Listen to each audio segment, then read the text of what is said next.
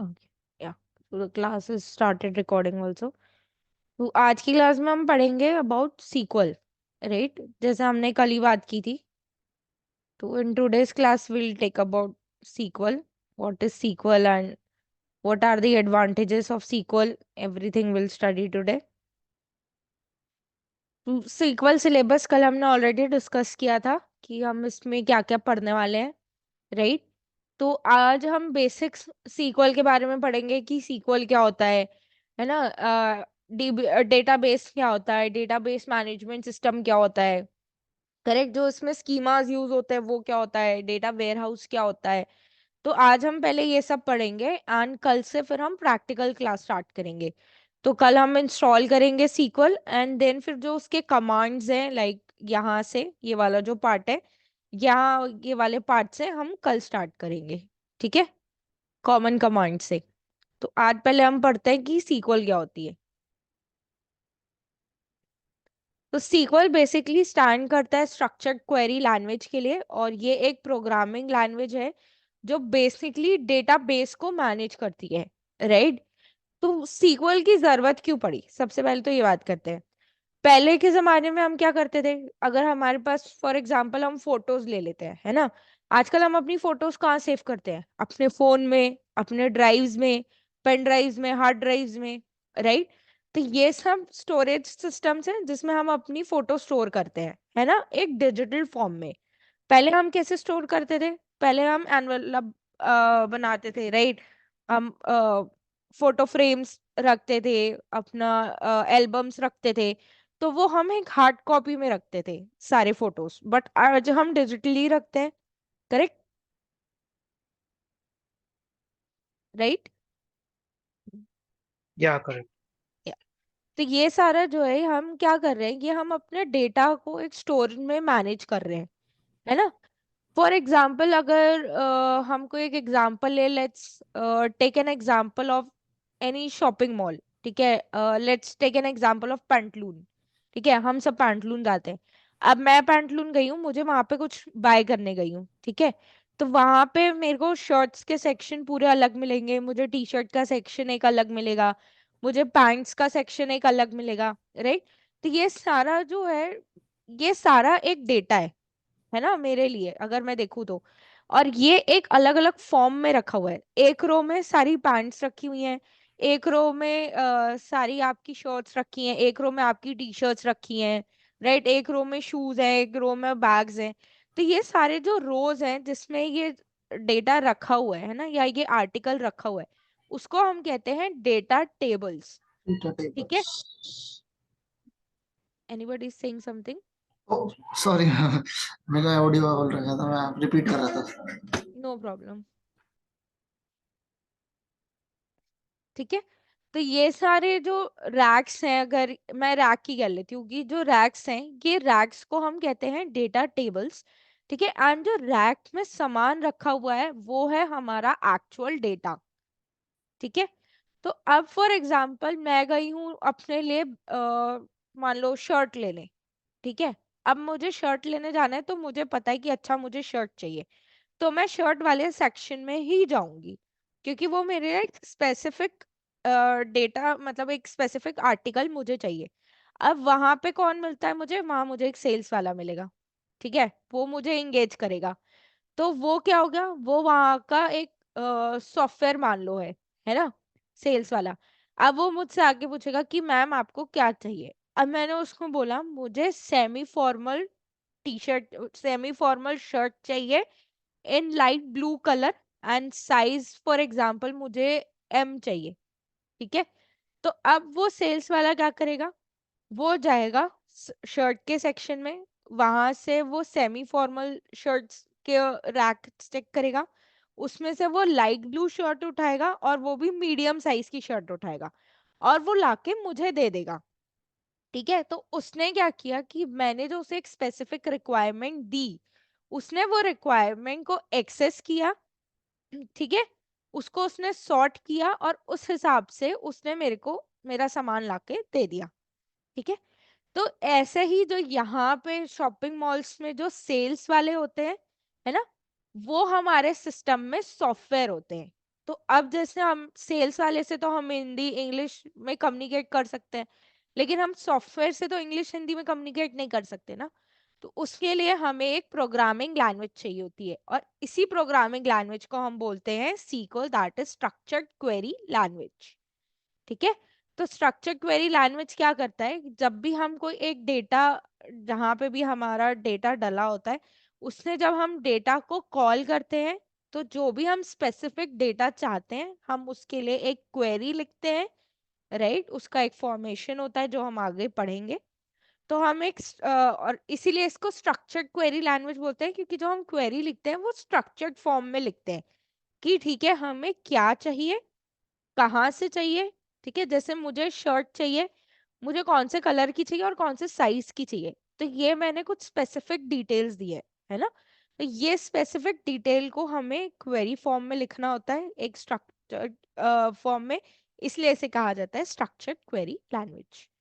तो अब तक कुछ डाउट है किसी को? नो। ठीक है। तो ये था हमारा बेसिक सीक्वल, राइट। वो यहाँ पे भी वही लिखा है कि SQL structured query language is programming language for database. तो ये बेसिकली डेटा पे ही काम करता है। आगे मैं आपको बताऊंगी कि डेटाबेस क्या होता है, मैं अभी बता देती हूँ। तो डेटाबेसेस मेनली क्या होता है, जब भी हम कोई एक डेटा स्टोर करते हैं, है ना। मान लो मैंने इंस्टाग्राम में अपना अकाउंट बनाया। इंस्टाग्राम में मेरे को अकाउंट बनाने के लिए क्या क्या चाहिए, मुझे अपना नाम डालना पड़ता है, फर्स्ट नेम लास्ट नेम, मुझे मेरी डेट ऑफ बर्थ डालनी है, ईमेल आईडी डालनी है, मेरा कॉन्टैक्ट नंबर डालना है, राइट। तो ये सब क्या है, ये मेरे बारे में डेटा है, करेक्ट। ये मेरी इंफॉर्मेशन है ना। तो अब इंस्टाग्राम क्या करेगा, मेरा ये सारा जो इंफॉर्मेशन है उसको ले लेगा और उसका एक डेटा क्रिएट कर लेगा अपने पास। तो तान्या जग्गी नाम से उन्होंने एक फाइल क्रिएट कर ली, उसके अंदर मेरा सारा डेटा डाल दिया। ठीक है। तो इसी तरीके से वो अपने सारे यूजर्स का एक डेटा बनाते हैं, इसको हम कहते हैं डेटाबेस। ठीक है, समझ में आया डेटाबेस क्या है in simple language? Can you repeat once again? ठीक है। तो जैसे चलो हम फेसबुक का एग्जांपल ले लेते हैं, ठीक है। आप सबका फेसबुक में अकाउंट होगा, यस। राइट। तो फेसबुक में आप कुछ भी जब आप लॉग इन करते हो फेसबुक में, सबसे पहले वो क्या बोलता है, आपको अपनी डिटेल्स डालनी पड़ती है ना। आपको हाँ, यस। अपना फर्स्ट नेम लास्ट नेम, आपकी डेट ऑफ बर्थ, फिर आपने स्कूलिंग कहाँ से की, आप कहाँ जॉब कर रहे हो, ठीक है, आपकी लोकेशन क्या है ना। ये सारी चीजें वो आपसे मांगता है, आपकी ईमेल आईडी, आपका कॉन्टैक्ट नंबर, है ना।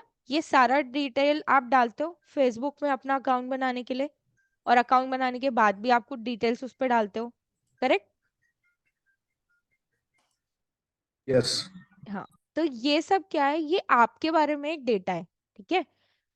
अगर कौशल ने अपना फेसबुक अकाउंट बनाया, तो अब फेसबुक क्या करेगा, कौशल के नाम से एक फाइल बनाएगा, उसमें सारी कौशल की डिटेल्स डाल देगा। फिर विप्लव ने अपना अकाउंट बना लिया, फिर वो विप्लव के नाम से एक फाइल बनाएगा और उसमें विप्लव की सारी फाइल रखेगा। देन सेम गोज विथ रजत। ठीक है। अब क्या हुआ, आप सब उसके लिए एक एक कस्टमर हो, है ना, उनके यूजर्स हो। तो रजत मान लो जैसे कौशल ने पहले एनरोल किया, तो कौशल हो गए उनके यूजर 1, फिर विप्लव हो गए उनके यूजर 2, और रजत हो गए उनके यूजर 3। ठीक है। तो इस टाइप से अब जो वो डेटा बेस होता है वो as a user data base होता है। तो आप सबके डेटा को वो कोलैबोरेट करके एक टेबल में डाल देंगे और उसको नाम देंगे यूजर टेबल। तो उसमें जो आपका डेटा है वो होता है डेटाबेस। ठीक है, जिससे बाद में वो इंसाइट्स निकाल सकते हैं, है ना। कई बार हम फेसबुक में होता है कि हम कुछ चीजें डालते हैं, अपनी फोटो डालते हैं, या कई बार हमने कोई अपनी पुरानी मेमोरी डाली होती है, और वो हमें दिखता है कि अच्छा 2 साल पहले आप यहाँ थे, आपने ये पोस्ट डाला है। तो वो कहाँ से आता है, वो उनके डेटा बेस में स्टोर होता है ना। और वो हमें दिखाते हैं कि देखो 2 साल पहले तुम इधर थे, तो तुमने ये पोस्ट डाला था, तुम्हें इसको रीपोस्ट करना है क्या। तो वो हमें मतलब हेल्प करते हैं, है ना, वो हमें गाइडेंस देते हैं कि यार याद था तो कुछ करना है तो बताओ। ठीक है। तो ये सारी चीजें वो अपने डेटाबेस से ही निकाल के लेके आते हैं। आप क्लियर हुआ? यस। ओके. तो next is it helps manage data by allowing user to ask questions, make changes and organise information. ठीक है. तो इससे जैसे मैंने वही बोला कि हमने क्वेश्चन पूछा, हमने सेल्स वाले को बोला कि भाई हमें ये शर्ट चाहिए, इस कलर की चाहिए और ये साइज की चाहिए, है ना. तो ये हमारा क्वेश्चन था, उसने हमें शर्ट ला दी, तो वो हमारा आंसर हो गया. ठीक है. बेसिकली मैम इसमें हम्म. मतलब अगर जो हमारा जैसे यूजर के जो इंफॉर्मेशन, जो बेसिक इंफॉर्मेशन हम्म. जैसे नेम, उसकी स्कूलिंग, हम्म. उसकी ग्रेजुएशन एंड ऑल, करेक्ट. ये अलग टेबल में जाएगी, और उसकी फोटोज एंड ऑल ये सब अलग टेबल में जाएगी। जैसे फेसबुक पे ही अगर एग्जांपल लेता हूँ, हाँ हाँ. तो वही मतलब जो ये डेटाबेस तो पूरा फेसबुक का डेटा हो गया, उसके वाला जो हम्म. अलग अलग जो सिंगल सिंगल टेबल्स हो गए वो करेक्ट. अलग अलग टाइप की इंफॉर्मेशन, जैसे करेक्ट. अलग करेक्ट. इंफॉर्मेशन, फोटोज हाँ. इंफॉर्मेशन के अलग टेबल, तो वो डेटा करेक्ट. टेबल में आ जाते हैं। करेक्ट. करेक्ट. तो ये ओके। सारा जो है वो आपका डेटा टेबल होता है. और ये डेटा टेबल आपस में कैसे रिलेट होता है, कैसे स्टोर होता है, ये भी मैं आगे आपको बताऊंगी.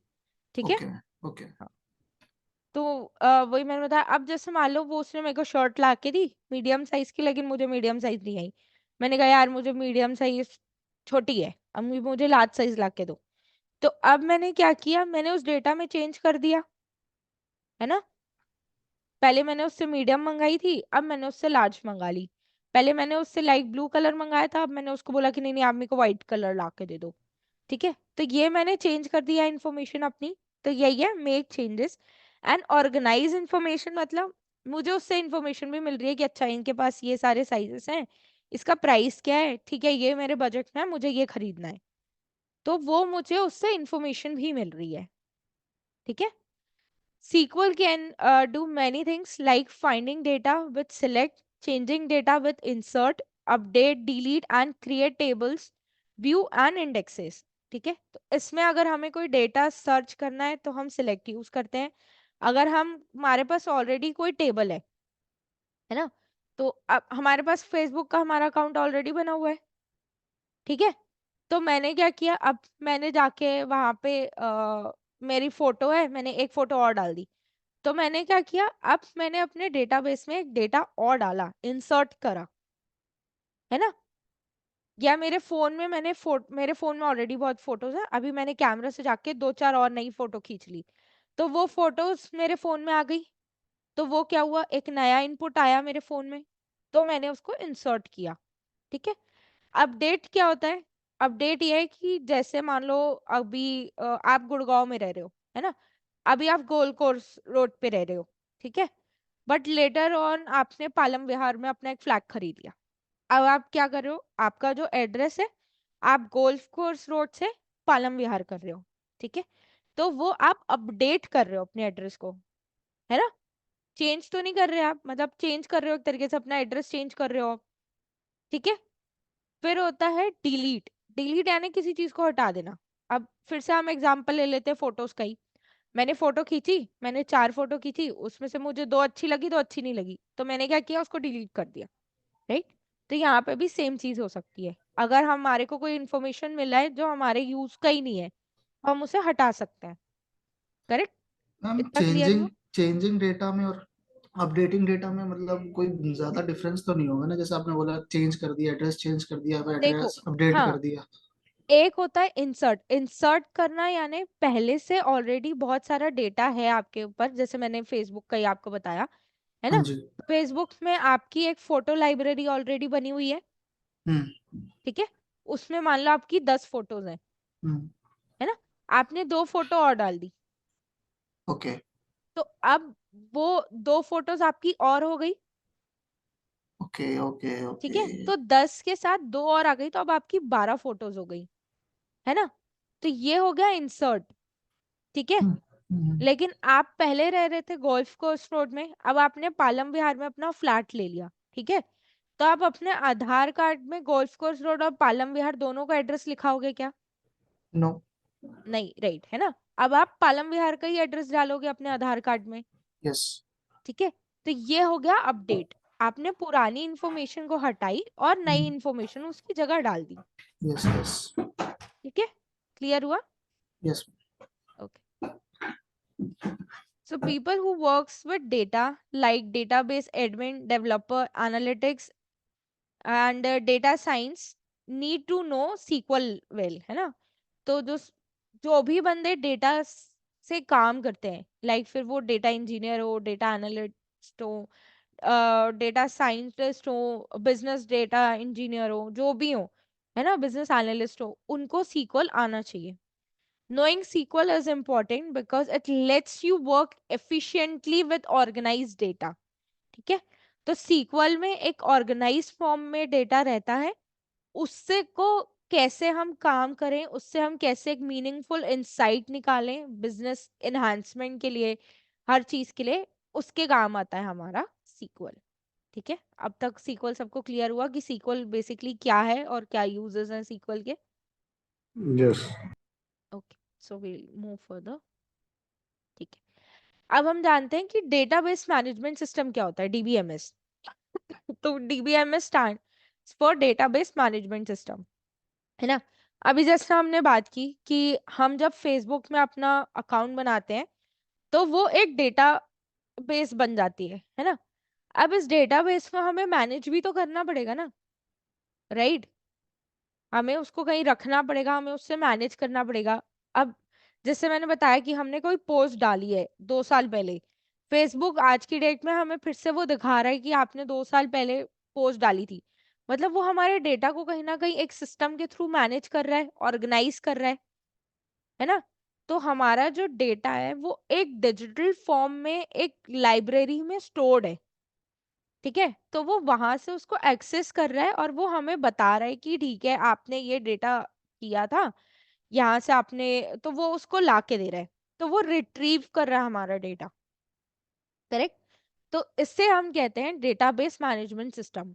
सो a database management system, DBMS, is like a librarian or a digital library organising and managing data. ठीक है, तो जैसे लाइब्रेरियन, लाइब्रेरियन इसने बोला और लाइब्रेरी बोला, तो हम लाइब्रेरी का ही एग्जांपल ले लेते हैं। आप सब लाइब्रेरी तो गए होगे कभी ना कभी, करेक्ट। हाँ हाँ। हाँ, राइट। तो जब आप लाइब्रेरी जाते हो, स्कूल की ही लाइब्रेरी ले लेते हैं हम, है ना। तो उसमें एक जगह हमारा साइंस सेक्शन रहता है, एक जगह हमारा एनवायरमेंटल सेक्शन रहता है, एक जगह हमारी नॉर्मल नॉवेल्स होती हैं, एक जगह जो हमारी वहाँ पे कोई भी नोट बुक्स आती हैं, राइट, मैगजीन्स आती है, मैगजीन्स का एक सेक्शन रहता है, और वहाँ पे एक लाइब्रेरियन रहता है। तो हमें जो भी बुक्स चाहिए होती है हम वहाँ जाते हैं, सर को बोलते हैं कि हमें एक बुक चाहिए, लाइक हम सीक्वल के मैथ्स की ले लेते हैं, ठीक है। मैथ्स की हमें आर डी शर्मा चाहिए। तो हम वहां गए, हमने बोला कि सर हमें मैथ्स की आर डी शर्मा की बुक चाहिए, ठीक है, और क्लास 10th की चाहिए। ठीक, तो अब वो सर जाएंगे क्लास 10th के सेक्शन में, जाएंगे वहां से वो मैथ्स की आर डी शर्मा लाके हमें इशू करके दे देंगे, है ना। हम सबके पास लाइब्रेरी कार्ड होता था जिसमें वो लिख के देते थे कि हाँ इस तारीख से इस तारीख तक के लिए आपको बुक मिली है। तो सेम डेटाबेस मैनेजमेंट सिस्टम भी वही करता है। जब हमें कोई डेटा चाहिए होता है, जब हम उसको एक क्वेरी रन करके बोलते हैं, तो वो एक डेटाबेस मैनेजमेंट सिस्टम के पास जाता है और वहां से हमें वो डेटा रिट्रीव होता है। ठीक है, तो हम डेटा को डायरेक्टली नहीं कॉल कर सकते, हम डायरेक्टली जाके डेटा को नहीं उठा सकते, है ना। हमको क्या करना पड़ता है, हमें एक ब्रिज चाहिए होता है जो हमारे लिए वो डेटा लाके दे, उसको ही हम कहते हैं डेटाबेस मैनेजमेंट सिस्टम। ठीक है, तो it's a software that handles task like storing, retrieving, updating and securing data in database. तो ये एक सिक्योर डेटा भी रहता है। अब जैसे आपने अगर अपने फेसबुक में लॉक लगा दिया, कई लोग उसको प्राइवेट अकाउंट रखते हैं, कई लोग पब्लिक अकाउंट रखते हैं। अब जैसे आपका प्राइवेट अकाउंट है, ठीक है, तो अनलेस एंड अनटिल अगर मैं आपकी फ्रेंड नहीं हूं तो मैं आपका अकाउंट नहीं देख सकती, है ना। That is a security lock जो आपने अपने अकाउंट में लगाई हुई है। ठीक है, तो ये सारी चीजें डीबीएमएस में ही मैनेज होती हैं। ठीक, DBMS provides an interface for user to interact with the database without needing to know complex programming। ठीक है, तो इसके लिए आपको कॉम्प्लेक्स प्रोग्रामिंग की जरूरत ही नहीं है। आपको एक सिंपल सी क्वेरी लिखनी है और वो आपको आपका डेटा ला के देगा। ठीक है, जैसे मेरे को जब शर्ट लेने जानी थी तो मुझे उसकी जरूरत नहीं थी कि उनकी शर्ट कहाँ पड़ी है, किधर पड़ी है, ये सब मुझे जानने की जरूरत नहीं थी। मैं गई, मैंने सेल्स वाले को बोला, सेल्समैन को बोला, उसने मुझे लाके दे दिया। ठीक है। तो यही डीबीएमएस भी करता है। It ensures data integrity, consistency and security, preventing unauthorised access और डेटा लॉस। ठीक है। तो इसमें आपका डेटा लॉस भी नहीं होता, है ना। आप जब मॉल्स में जाते हो तो आपके कपड़ों में एक टैग लगे रहती है ना। तो जब तक वो टैग रिमूव नहीं होती आप कपड़ा लेके बाहर नहीं जा सकते। अगर आप गलती से उस कपड़े को लेके बाहर जाने लगोगे तो वहां पे उनका एक सायरन होता है जो बजने लग जाता है, राइट। तो वो इंडिकेट करता है कि somebody इज स्टीलिंग समथिंग, है ना, कोई उसको चुरा के भाग रहा है आपकी शर्ट को, कोई आपकी शर्ट चुरा के भाग रहा है, correct. Just give me a minute. तो यही क्या होता है हमारा, एक मिनट रुकेंगे, हाँ।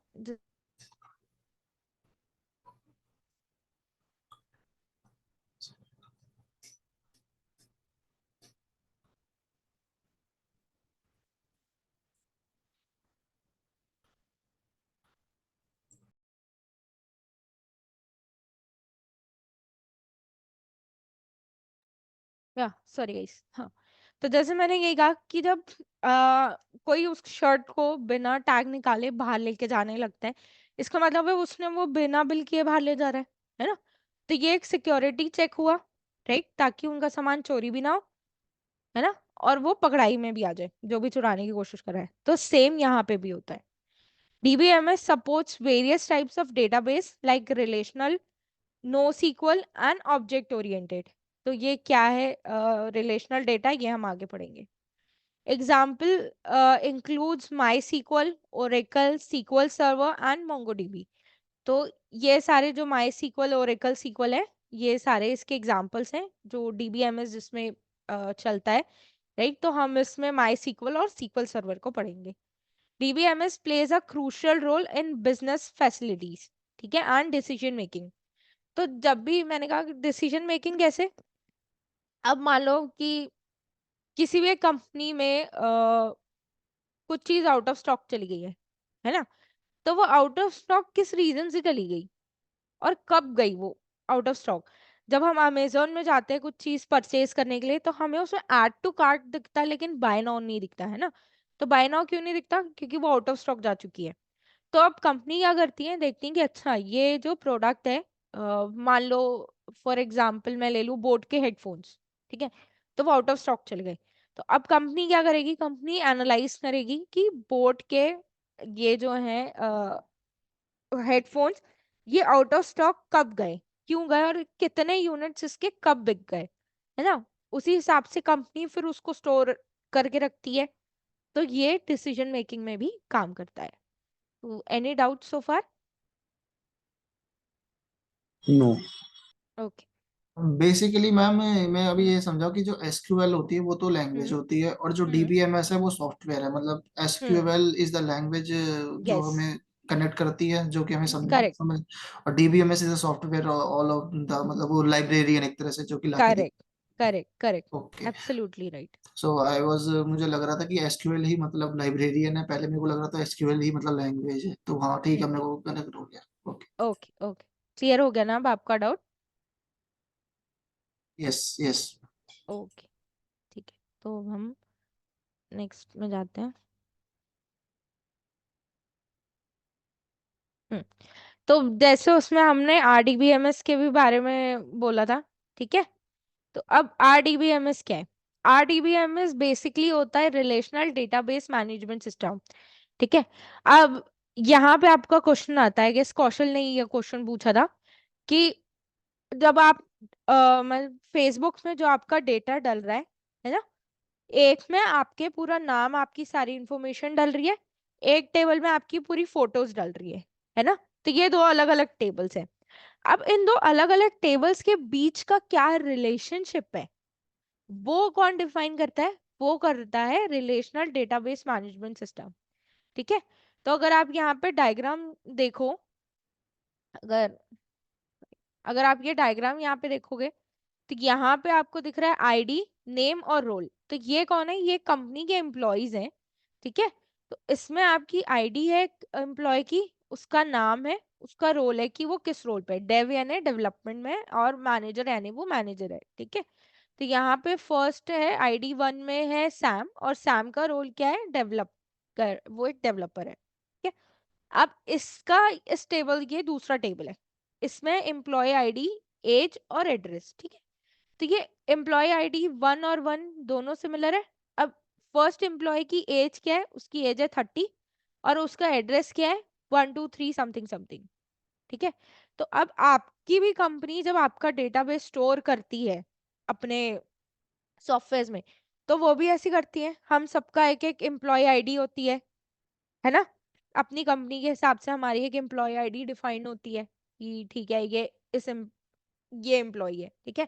अब जैसे मैं हूँ, मेरी जो कंपनी है, मेरी कंपनी की मेरी एक एम्प्लॉय आईडी लेट्स से 123 मेरी एम्प्लॉय आईडी है। फिर उसमें मेरा नाम आएगा तान्या। अब मेरा रोल क्या है, मेरा रोल है मैनेजर, ठीक है। तो ये मेरा एक टेबल बन गया। अब जो मेरा रोल है वो स्पेसिफिकली किस टीम के लिए रोल है मेरा, ठीक है। तो मैं मैनेजर किस टीम की हूँ, मैं अजोर डेटा इंजीनियरिंग टीम की मैनेजर हूँ, ठीक है। तो अब वो एक अलग टेबल बनेगा कि ठीक है ये मैनेजर है। अब मेरे अंडर कितने लोग हैं, मेरे अंडर 10 लोग हैं। तो अब वो एक टेबल बन गया कि तान्या, एक मैनेजर टेबल बन गया, उसमें मैनेजर कौन है, मैनेजर तान्या है। अब तान्या के अंडर 10 लोग और हैं, तो उनका एक टेबल बन गया, ठीक है। तो ऐसे अलग अलग टेबल बनता है, ठीक। अब एम्प्लॉय टेबल से मेरा रिलेशनशिप क्या है, तो मान लो मेरे अंदर जितने एम्प्लॉयज हैं उनका सिर्फ नंबर दिया है, employee 1, employee 2, employee 3, employee 4, employee 5 and so on. ये सारे एम्प्लॉयज तान्या के अंडर है। अब मुझे देखना है कि फॉर एग्जाम्पल मेरे अंडर ऐसे रजत है, ठीक है। अब मुझे देखना है रजत को, मेरे को देना है प्रमोशन, है ना। अप्रेजल्स होते हैं सबके, है ना। अब अप्रेजल की बात आई। अब मुझे देखना है कि यार रजत को ज्वाइन किए हुए कितने दिन हो गए, क्या उसको 6 महीने से ऊपर हो गए या नहीं हुए। तो मुझे रजत का डिटेल देखना है। अब मैं क्या करूंगी, मैं एक रिलेशन मेरा और रजत का क्या है कि वो मेरा टीममेट है ना। तो अब मैं एक टेबल पे जाऊंगी, उस टेबल से मैं ढूंढूंगी रजत का डेटा कि उसको 6 महीने हुआ है कि नहीं। तो इस टाइप से डिफरेंट डिफरेंट टेबल्स पे डेटा रहता है, और हम उसके बीच का जो रिलेशन क्रिएट करते हैं उसको कहते हैं रिलेशनल डेटा मैनेजमेंट सिस्टम। तो RDBMS Relational Database Management System is software for managing relational database. It organizes data into tables with row and columns, ठीक है, forming relational between them. तो जो इसमें जो डेटा है वो रोज और कॉलम्स के बेसिस पे ही सेव होता है, वो एक टैबुलर फॉर्म में ही स्टोर होता है, ठीक है। It support SQL for querying and manipulating data, ये SQL को सपोर्ट करता है। RDBMS offer ACID properties, atomicity, consistency, isolation and durability to maintain and to maintain data reliability. ये हम डिटेल में पढ़ेंगे एक एक अलग अलग टॉपिक को कि ये क्या होता है।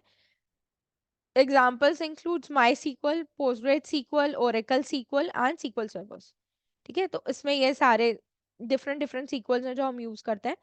इसमें कोई डिफरेंस नहीं है, आपको अगर कोई भी एक सीक्वल आ गया तो सब उसी की तरीके से, it's like just name difference, that's it.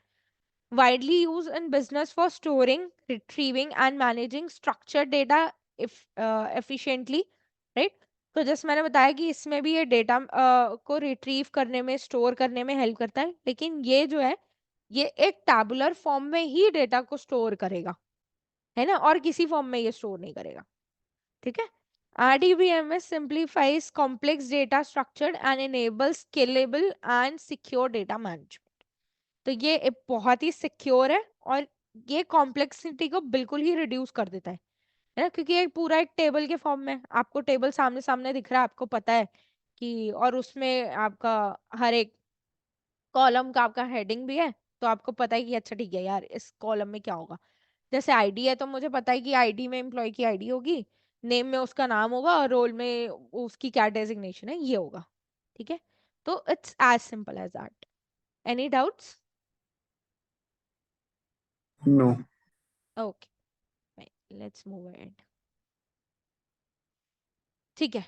अब जो हमारा डेटा है, राइट, वो दो तरीके से यूज होता है। एक होता है हमारा OLTP। OLTP stands for online transaction processing, है ना। So OLTP is like a digital cash register for recording day to day transactions, ठीक है। अब इसका एक एग्जांपल हम फिर से लेते हैं, हम अमेजोन को ही ले लेते हैं, ठीक है, ई-कॉमर्स वेबसाइट, क्योंकि हम सभी यूज करते हैं। अब मैं अमेजोन में गई, मुझे फॉर एग्जाम्पल मुझे JBL का स्पीकर खरीदना है, ठीक है। मैंने क्या किया, मैंने अमेजोन खोला, उसमें मैंने सर्च किया JBL स्पीकर। अभी उसमें मुझे उसने मल्टीपल स्पीकर्स दिखा दिए, ठीक है। अब मैंने देखा कि ठीक है, जो मेरी रिक्वायरमेंट है ना, मुझे कितने हर्ट्ज का चाहिए, उसका पावर कितना होना चाहिए, और अगर वो ब्लूटूथ चाहिए मुझे कि वायर्ड वाला चाहिए, अगर ब्लूटूथ चाहिए तो उसका बैटरी बैकअप मुझे कितना चाहिए, है ना, उसकी साउंड मुझे कितनी चाहिए, उसका साइज कितना बड़ा होना चाहिए, कलर क्या होना चाहिए, ठीक है, एंड मेरा प्राइस रेंज में कौन सा स्पीकर बैठ रहा है। तो ये सारे मेरे फिल्टर्स हैं, मैंने अपने फिल्टर्स लगाए, मुझे जो एक स्पीकर पसंद आया, मैंने उसको बाय नाउ पे क्लिक किया, पेमेंट किया। अब पेमेंट मैं कैसे भी कर सकती हूँ, है ना, मैंने कार्ड पेमेंट कर सकती हूँ, या मैं ऑनलाइन पेमेंट कर लिया, जैसे मैंने जीपे कर लिया, या मैंने फोन पे, पेटीएम, कुछ भी किया, और मैंने कैश ऑन डिलीवरी किया। तो मैंने क्या किया, मैंने इसका पेमेंट किया, मैंने ऑर्डर बुक कर दिया, मेरा ऑर्डर प्लेस हो गया।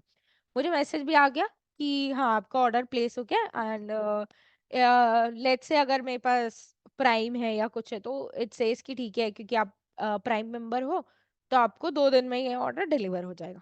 2 दिन बाद मुझे ऑर्डर रिसीव भी हो गया अपने घर में। तो ये क्या हुआ, एक ऑनलाइन ट्रांजैक्शन करी मैंने, है ना, एक प्रोसेस ऑनलाइन, एक प्रोसेस चला from my search of the product till the delivery of my product, ठीक है। तो ये एक ट्रांजैक्शन बनी, एक प्रोसेस बन गया पूरा, राइट।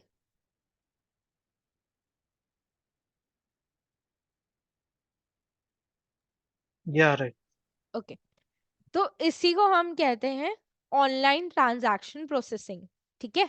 ये डे टू डे में यूज होता है, ठीक है। लाइक हमारी कोई सेल्स है, हमारी IRCTC का भी अगर हमने ऐप यूज किया होगा, रेलवे ऐप जो है IRCTC का, टिकट्स बुक करने के लिए, तो उसमें अगर मान लो मुझे जाना है दिल्ली टू गोवा, ठीक है, मैंने आज टिकट देखी, तो मुझे उसमें 60 टिकट्स दिखा रही है कि हाँ ठीक है, 60 कंफर्मेशन टिकट्स मुझे मिल जाएंगी। मैंने 2 दिन बाद देखा तो वो मुझे फिर 30 दिखा रहा है, फिर मैंने एक दिन बाद देखा तो उसमें मुझे 20 दिखा रहा है ना। तो वो डे टू डे बेसिस में जो कंफर्म टिकट्स हैं उसका अपडेट हो रहा है, करेक्ट। टिकट्स अपडेट होते जा रही है कि पहले मेरे को 60 दिख रही थी, फिर मुझे 30 दिखी, फिर मुझे 20 दिखी, तो वो डे बाय डे अपडेट हो रहा है, डे बाय डे उसमें रिडक्शन हो रहा है ना। तो ये किसके हेल्प से होता है, ये ऑनलाइन ट्रांजैक्शन प्रोसेसिंग के हेल्प से ही होता है, OLTP ही यहाँ पे यूज होता है, ठीक है। तो ये रियल टाइम डेटा को यूज करता है, एंड ये रियल टाइम डेटा पे ही काम करता है।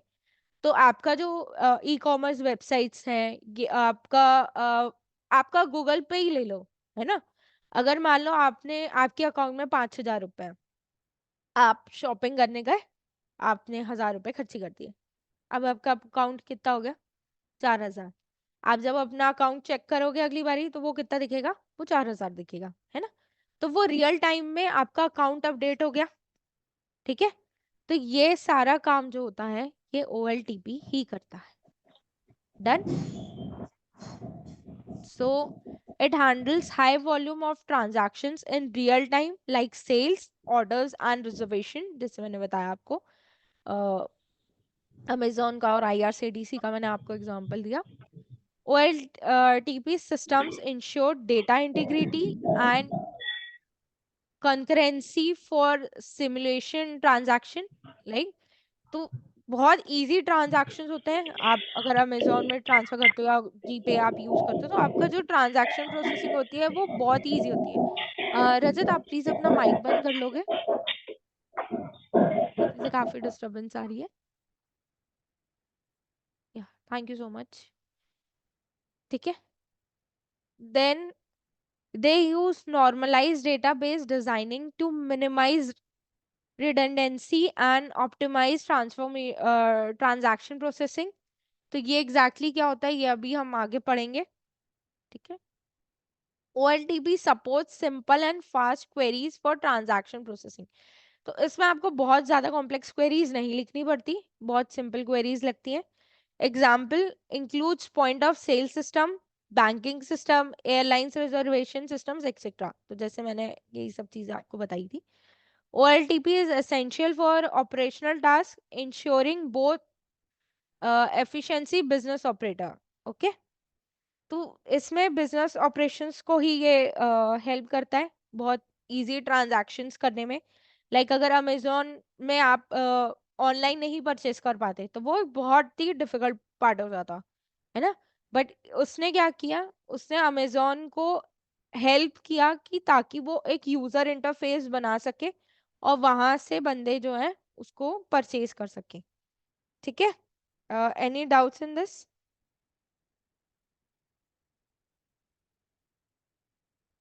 Clear. Clear. Okay, will move further. Yes, sure. हम्म। पहला हमने पढ़ा ओलैप, OLTP पढ़ा हमने, अब हम पढ़ेंगे ओलैप। ठीक है। OLAP is online analytical processing is like a digital microscope for data analysis। ठीक है। अब OLAP क्या होता है, हम सेम एग्जाम्पल पे जाते हैं हमारे अमेजोन के। ठीक है। अब आपको जो इंटरफेस मिला, आपने क्या किया, आपने एक JBL का स्पीकर खरीद लिया। ठीक है। तो वो जो फ्रंट एंड का इंटरफेस था वो आपके लिए था, वो एक यूजर के लिए था। वो कौन मैनेज कर रहा था, वो OLTP मैनेज कर रहा था। ठीक है। ट्रांजैक्शनल प्रोसेसिंग हो रही थी उसमें। ठीक है। अब यहाँ पे क्या हो रहा है, हमको एनालाइज करना है, तो हम एनालाइज क्या करेंगे, हम डेटा को ही एनालाइज करेंगे। करेक्ट। तो एनालाइज करने के लिए हम ऑनलाइन एनालिटिकल प्रोसेसिंग यूज करते हैं। अब क्या हुआ, JBL का आपने भी स्पीकर खरीद लिया। ठीक है। For example Rajat, Viplav, then Ashutosh, Vikas, सबने स्पीकर्स खरीद लिए। ठीक है। तो अब क्या हुआ, मेरा स्पीकर आउट ऑफ स्टॉक हो गया। ठीक है। अब मैंने देखा कि यार कल ही, अब मैं हूँ सेलर, मैं अमेजोन में JBL के स्पीकर सेल करती हूँ, या मैं मान लो अमेजोन में ही हूँ। ठीक है। अब अमेजोन ने क्या किया, अमेजोन ने देखा कि यार इस सेलर का ये प्रोडक्ट सेल आउट हो गया, आउट ऑफ स्टॉक चला गया। अब ये आउट ऑफ स्टॉक क्यों चला गया, इसकी कितनी रिक्वायरमेंट आई, है ना, और कितनी जल्दी इसकी रिक्वायरमेंट आई। तो ये सारी एनालाइज कैसे होगा, ये एक डेटा से एनालाइज होगा। ठीक है। मान लो 4 दिन के अंदर 40 प्रोडक्ट बिक गए, और कौन से प्राइस वाले बिके हैं, मान लो 6,000 वाले बिक गए। अब इस ये जो सेलर है, इसके पास 6,000 से नीचे के भी प्रोडक्ट हैं, 6,000 से ऊपर के भी प्रोडक्ट है ना। लेकिन इसके स्पीकर्स कौन से बिक रहे हैं, 5,000 से 6,000 के बीच वाले ही बिक रहे हैं, उसी में ज्यादा सेल्स आ रही है। तो अब अमेजोन ने इसको एनालाइज किया कि ठीक है, इसके ये प्रोडक्ट ज्यादा बिक रहे हैं, इस पे ज्यादा सेल्स आ रही है, और ये जल्दी जल्दी खत्म हो जा रहे हैं। तो वो क्या करेंगे, वो बोलेंगे फिर जाके सेलर को कि आपका ये प्रोडक्ट जल्दी जल्दी बिक रहे हैं, तो आप इनको ज्यादा स्टॉकअप करो, है ना, ताकि आपका नुकसान ना हो। तो ना सेलर का नुकसान होगा, ना अमेजोन का नुकसान होगा, ना ही यूजर का नुकसान होगा। ठीक है। तो ये एक तरीके की एनालिसिस की गई, किस पे, डेटा पे। और ये किसकी हेल्प से करी गई, ऑनलाइन एनालिटिकल प्रोसेसिंग की हेल्प से करी गई। ठीक है। It helps analyzing large volume of data quickly to identify trend, pattern and insights। Pattern वही बोला मैंने, ट्रेंड पैटर्न वही, कि कौन सा प्रोडक्ट बिक रहा है, किस प्राइस रेंज में बिक रहा है, और कौन सा कलर जल्दी बिक रहा है।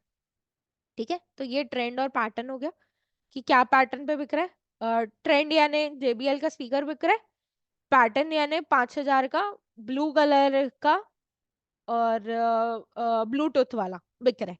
तो ये एक पैटर्न है। ठीक है। तो ये एनालाइज किया गया और ये बताया गया। OLAP organizes data into multi-dimensional structure called cubes for faster querying। ठीक है। अब यहाँ पे अगर हम ये डायग्राम को देखें तो ये आपको एक क्यूब फॉर्म में दिख रहा है, ठीक है। अगर इस क्यूब को आप और कुछ ना देखो, सिर्फ ये क्यूब देखो, है ना, ये बीच वाला आप सिर्फ क्यूब देखो। अगर जो हमने अभी अपने स्पीकर की बात की, तो हम उसको ये क्यूबिकल फॉर्म में कैसे डाल सकते हैं? तो यहाँ पे ये वाला जो लाइन हो गया आपका, ठीक है, आपको मेरा माउस दिख रहा है हिलते हुए? यस या मैम। या तो ये वाली जो हमारी लाइन हो गई, इसको हम अपने प्रोडक्ट का नाम दे सकते हैं, ठीक है, कि ये हमारा JBL का स्पीकर है, ठीक है। यहाँ पे हम इसकी फंक्शनैलिटीज लिख सकते हैं कि ठीक है, ये ब्लूटूथ वाला है, इतने मेगाहर्ट्ज है, इतनी इसकी लॉन्ग लास्टिंग बैटरी है, और इतना इसका गीगाहर्ट्ज है, या कुछ भी, ठीक है। तो ये हमने उसको रेंज बता दिया उसका। एंड यहाँ पे अब हम उसका प्राइस लिख रहे हैं, या हम उसके और फीचर्स लिख रहे हैं, है ना। जैसे हमने उसमें 2 साल की वारंटी दे दी, ठीक है। वारंटी में हमने साथ में जो भी उसके चार्जर है, हम उसको चार्जर भी दे उसका चार्जर भी दे रहे हैं, चार्जर के साथ साथ हम एक पोर्टेबल वायर भी दे रहे हैं, उसका कवर भी दे रहे हैं, है ना। तो यहाँ पे हमने क्या किया, हमने ये सारी डिटेल्स लिख दी, ठीक है।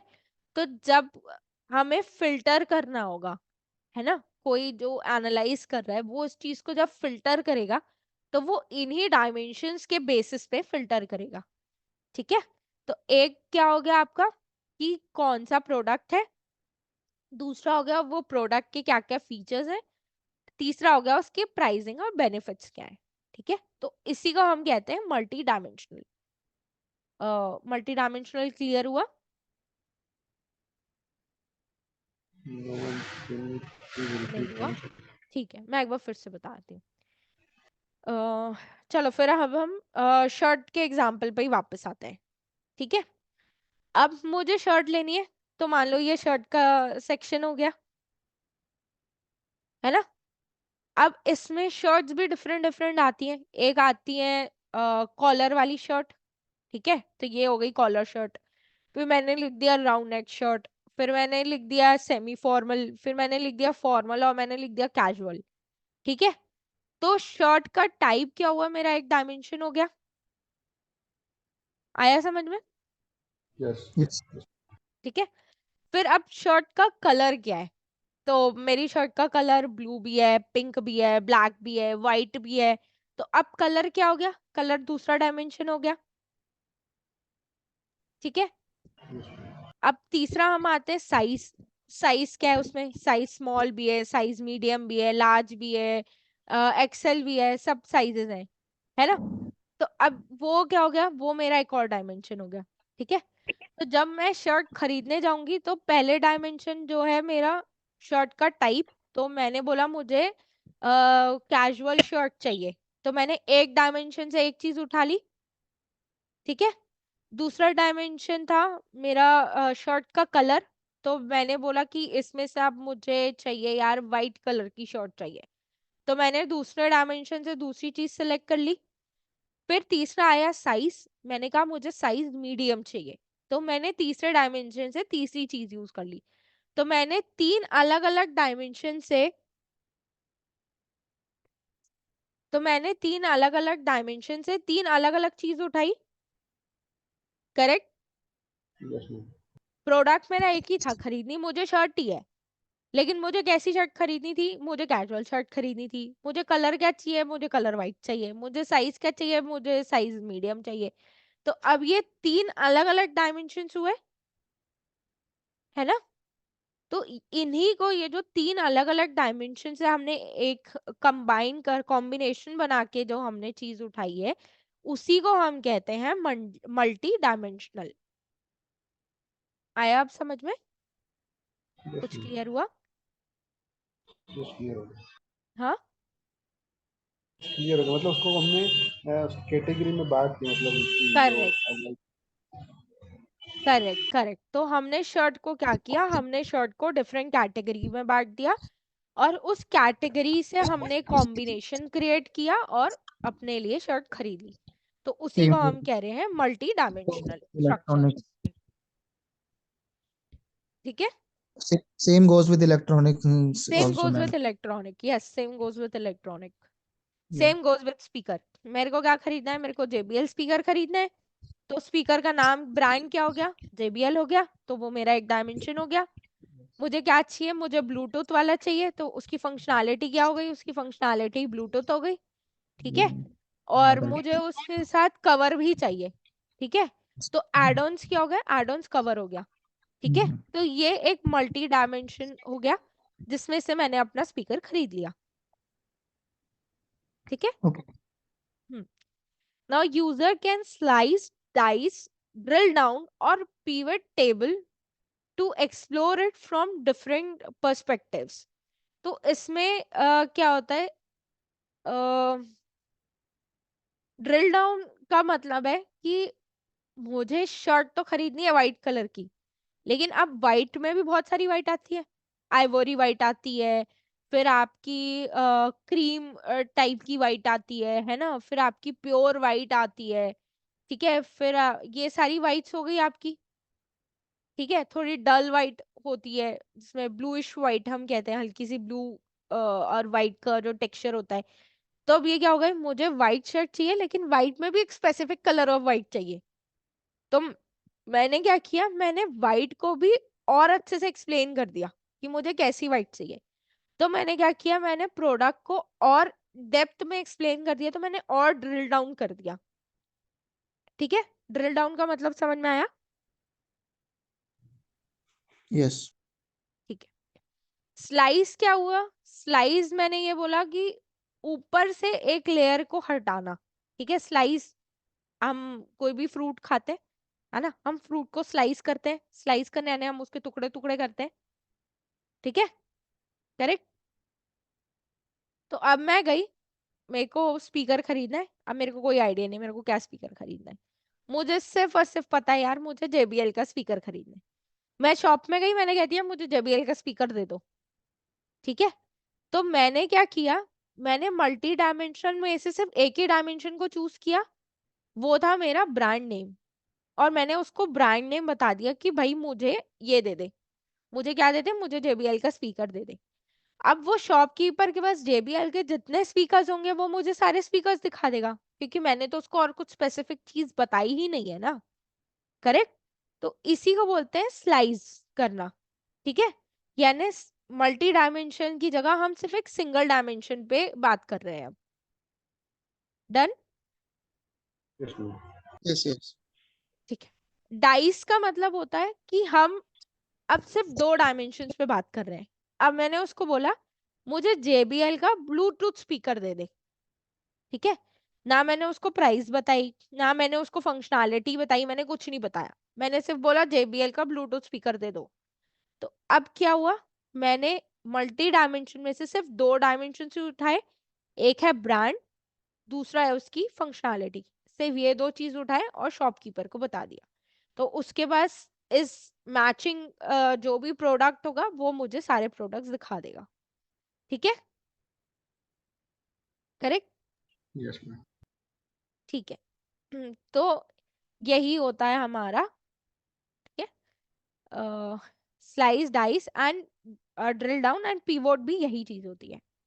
It supports complex analytical query for business intelligence and decision making. तो अब डिसीजन मेकिंग में इसने कैसे हेल्प किया? जब मैंने जाके शॉपकीपर को बताया कि मुझे क्या चाहिए, उसने वो ही स्पेसिफिक चीज मुझे दिखाई. करेक्ट. यस. Yes, ma'am. तो उसका जो वेयर हाउस था उसके पास एक. ठीक है. तो यही हुआ है ना. अब जब हम अपना डेटा डालते हैं, ठीक है, तो अगर यही सेम चीज, अभी तो मैंने आपको बताया शॉपकीपर, यही सेम चीज अगर मैं अमेजोन में डालूंगी तो अमेजोन उसको कैसे करेगा? अमेजोन का एक डेटा वेयर हाउस होता है ना, जहां पे सारा डेटा स्टोर होता है. डेटा वेयर हाउस को मैं नेक्स्ट स्लाइड में अच्छे से एक्सप्लेन करूंगी डिटेल में. ठीक है. तो अब अमेजोन क्या करेगा? अमेजोन मैंने जो जो फिल्टर्स डाले हैं है ना, वो फिल्टर्स को लेके अपने डेटा वेयर हाउस में जाएगा. वहां से वो डेटा को फिल्टर करेगा, रिट्रीव करेगा वो उस डेटा को और मुझे लाके दे देगा. ठीक है. तो जब हम सॉरी तो जब हम अमेजोन में फिल्टर लगाते हैं, तो अब समझ में आया कि वो फिल्टर कैसे वर्क करता है, उसके पीछे क्या रूल्स चलते हैं। यस। Yeah. उसको कैटेगराइज कर कर देता है अमेजोन की किस हाँ, ब्रांड किस। Correct correct. तो जहाँ पे वो ढेर सारी ब्रांड्स लिखी रहती है ना, तो वही जैसे मैंने बताया कि वेयर हाउस में भी डिफरेंट डिफरेंट डेटा बेसिस रहते हैं, डिफरेंट डिफरेंट डेटा टेबल्स होते हैं। तो वो डेटा टेबल्स में जाएगा, वो ब्रांड वाले डेटा टेबल में जाएगा, वहां से मेरे को ब्रांड उठाएगा। फिर वो फीचर वाले डेटा टेबल में जाएगा, वहां से वो डेटा फीचर उठाएगा। फिर वो प्राइस वाले डेटा टेबल में जाके वहां से वो प्राइस उठाएगा, है ना। और ये सब का कॉम्बिनेशन बना के जो भी प्रोडक्ट ये सारे कॉम्बिनेशन में लाई कर रहा होगा, वो सारे प्रोडक्ट्स वो मुझे शोकेस कर देगा। ठीक है। तो जो बैकएंड में काम चलता है डेटा पे, जो मेन काम होता है, जो बैकएंड में काम होता है ना, वो हम करते हैं ओ लैब पे, ऑनलाइन एनालिटिकल प्रोसेसिंग में। और जो इंटरफेस हम यूजर्स को दिखता है, जो ऊपर काम चलता है, वो होता है ओ एल टी पी में, ऑनलाइन ट्रांजैक्शन प्रोसेसिंग में। ठीक है। तो अब हम दोनों के बीच का एक बार डिफरेंस भी देख लेते हैं। ठीक है। तो OLTP क्या होता है? Handles day to day transactions like sales and orders. ठीक है। तो मैंने बताया कि सेल्स और ऑर्डर्स जो होते हैं उसको वो मैनेज करता है, day to day data update करता है आपका, चाहे वो अमेजोन के प्रोडक्ट्स पे हो, चाहे वो एयर टिकट्स पे हो, रेलवे रिजर्वेशंस पे हो। इवन जब हम बुक माई शो पर टिकट्स बुक करते हैं मूवीज के लिए, है ना, तो कई बार हमें दिखाता है कि हाँ ठीक है, स्पेसिफिक रो पे ये सीट नंबर्स अवेलेबल है, बट थोड़ी देर बाद दिखाता है कि नहीं, ये सीट्स तो बुक हो गई। तो वो भी OLTP पे ही काम करता है। ठीक है। OLAP क्या है? Analyses large volume of data to identify trend and insights. ये ट्रेंड और इंसाइट्स को एनालाइज करता है और उसके हिसाब से ये अपना बिजनेस के लिए हमें इंसाइट्स प्रोवाइड करता है। Focuses on real time data processing. OLAP जो OLTP जो है वो रियल टाइम डेटा प्रोसेसिंग पे को करता है। OLAP जो है organises data into multi dimensional structures like cube, जो अभी हमने समझा कि मल्टी डायमेंशनल क्या है। Just give me a minute please.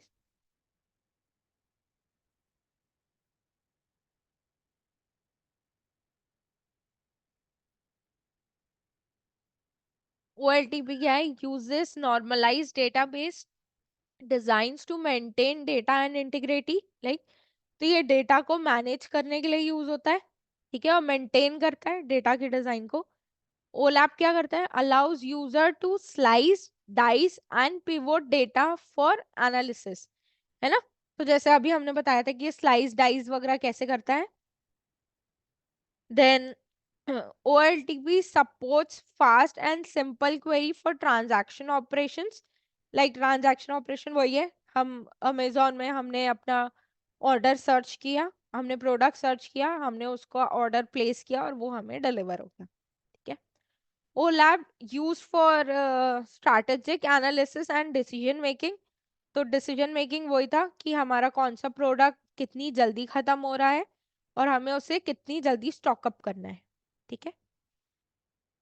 OLTP जो है वो हमारा एक ओल्ड फॉर्मूला, ओल्ड प्रोसेसिंग है, राइट, जो RDBMS को सपोर्ट करता है, रिलेशनल डेटाबेस मैनेजमेंट सिस्टम्स को सपोर्ट करता है। ठीक है। उसके थ्रू ये चलता है। और OLAP जो है वो हमारा एक न्यू प्रोसेसिंग है जो डेटा वेयर हाउस को सपोर्ट करता है ना। जैसे मैंने आपको बताया कि डेटा मल्टीपल डेटा टेबल्स में स्टोर होती है और वहां से हम डेटा निकालते हैं। तो OLAP जो है वो हमारा डेटा वेयर हाउस सपोर्ट करता है। देन OLTP एग्जांपल है इसका point of sale system and banking system. तो पॉइंट ऑफ सेल सिस्टम आपका Amazon, Flipkart, Myntra, Meesho, n number of हो गया। देन बैंकिंग सिस्टम हो गया आपका गूगल पे, फोन पे, पेटीएम, नेट बैंकिंग आप कोई भी यूज करते हो तो वो आपका बैंकिंग सिस्टम्स हो गए। देन OLAP का एग्जांपल है business intelligence system and data warehouses. ठीक है। तो डेटा वेयर हाउसेस को अभी हम डिटेल में पढ़ेंगे नेक्स्ट स्लाइड में। इसके बीच के डिफरेंस में किसी को कोई doubt? So ma'am basically OLTP is the thing जो कि कस्टमर को सामने मतलब पूरा शो होता है, बट OLAP पे वो नहीं शो होता उसे। Correct correct. एंड OLTP जो होता है वो कस्टमर इंटरफेस होता है, राइट? ठीक है। और OLAP जो होता है वो मेनली जो है वो बिजनेस यूजर्स के लिए होता है। यस यस ठीक है। ओके। हम आगे बढ़ते हैं। What is data warehouse? ठीक है। तो डेटा वेयरहाउस पे अब बढ़ते हैं कि डेटा वेयरहाउस क्या होता है। तो जैसे हमने बात किया कि हमारा डेटा बेस होता है ना। अब डेटा बेस को कहीं पे तो स्टोर करना पड़ता है ना। Just give me a minute.